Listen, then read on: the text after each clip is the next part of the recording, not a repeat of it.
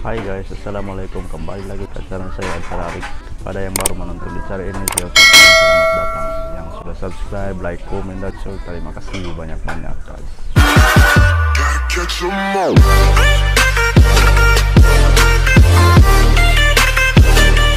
Terima kasih karena sudah subscribe. Jangan lupa tekan tombol lonceng. Jadi sekarang saya akan membuat reaction tentang Kopassus Indonesia guys. Dia punya tajuk detik Kopassus 7 hari tidur di tumpukan jenazah. Wow, itu dia punya tajuk. Jadi sebelum itu guys, siapa yang belum subscribe, tekan tombol merah supaya tidak ketinggalan saya punya reaction video seterusnya. Yang sudah subscribe tuh terima kasih banyak-banyak. Oke guys, macam biasa seluruh yang menonton di channel ini, saya doakan semoga panjang umur, murahkan rezeki, dan mudahkan segala urusan. Supaya Bang Mas Anjung bisa lanjut ke video. Terakhir nembak kapan? Guys. Siap, minggu yang lalu. Nilainya berapa? Siap, darah 500, nilai 98.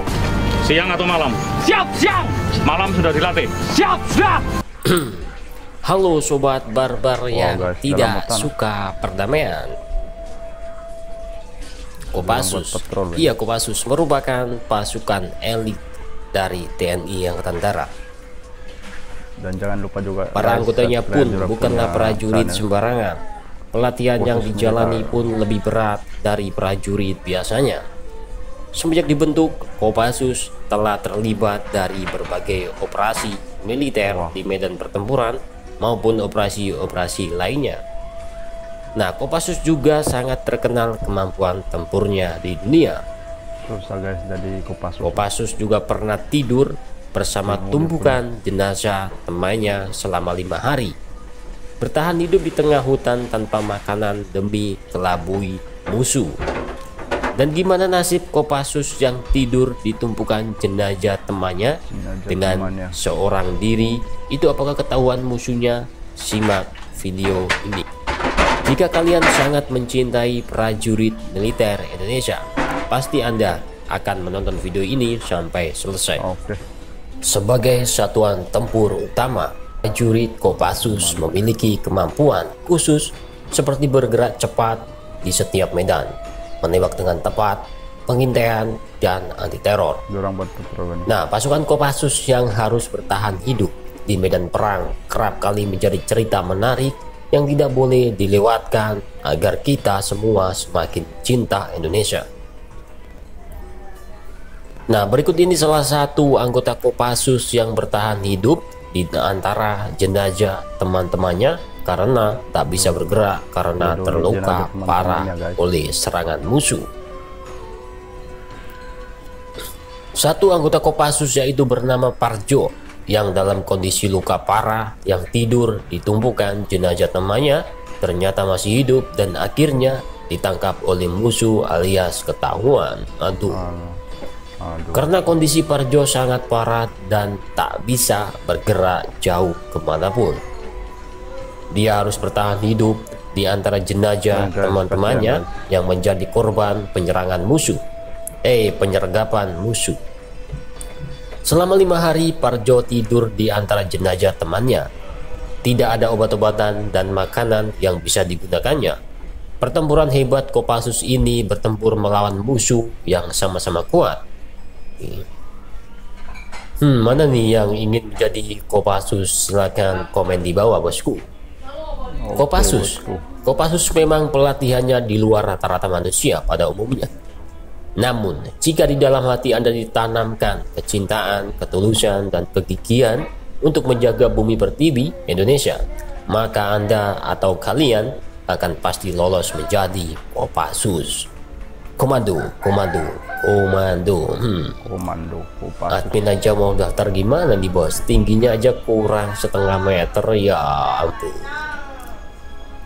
Nah, bagi seorang prajurit yang ingin bergabung dengan Kopassus harus menyiapkan fisik dan mental yang kuat.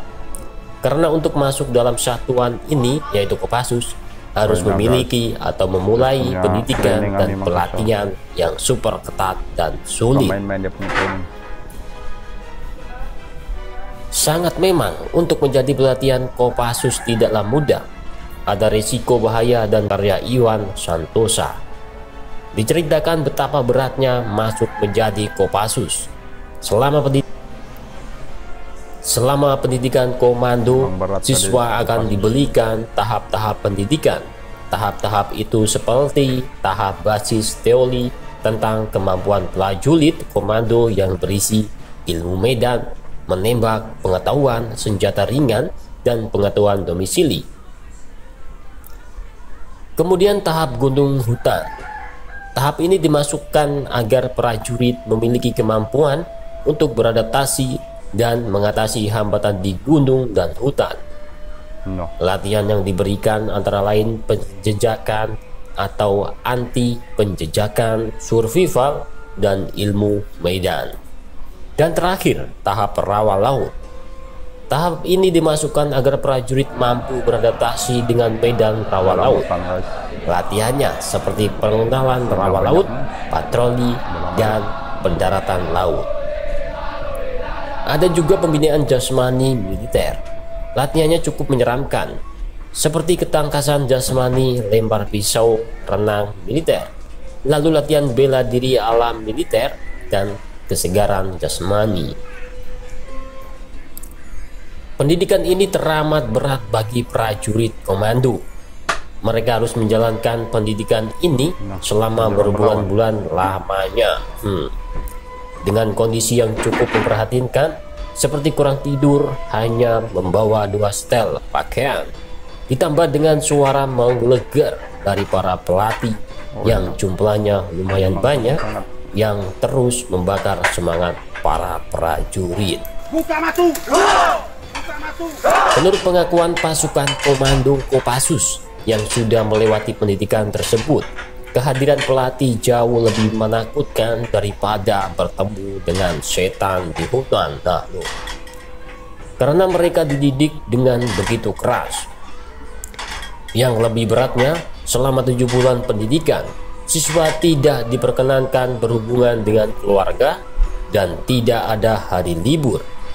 Secara otomatis prajurit selalu bersama pelatih dan pengasuh di medan latihan Batu Jajar, Situlembang, Cilacap, dan Nusa Kambangan. Salah satu latihan terberatnya adalah jalan kaki yang merupakan latihan akhir tahap gunung hutan dan mengawali tahap latihan rawa laut di pantai Cilacap. Jalan kaki ini dilakukan sepanjang 500 km atau dari Batu Jajar hingga Cilacap. Wajar saja banyak yang menyerah dalam latihan ini. Dalam satu hari, mereka harus menempuh jarak sekitar 50 km menelusuri bukan jalan raya bosku, namun jalan pegunungan dan terang.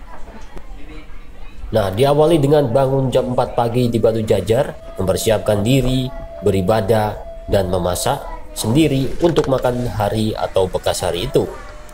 Kemudian pukul 5 pagi mereka berangkat dan terus berjalan hingga sekitar pukul 5 atau 6 sore setiap harinya. Sesampainya di Cilacap, mereka tak beristirahat.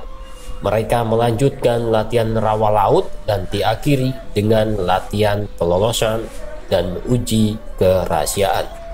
Latihan-latihan itu dianggap berat karena siswa selama 6 jam dianggap sebagai tawanan oleh pihak musuh dan terus mendapat daratan fisik sambil mempertahankan samaran yang diberikan. Oke, sekian dulu video ini. Jangan lupa baku hantam di kolom komentar. Salam komando.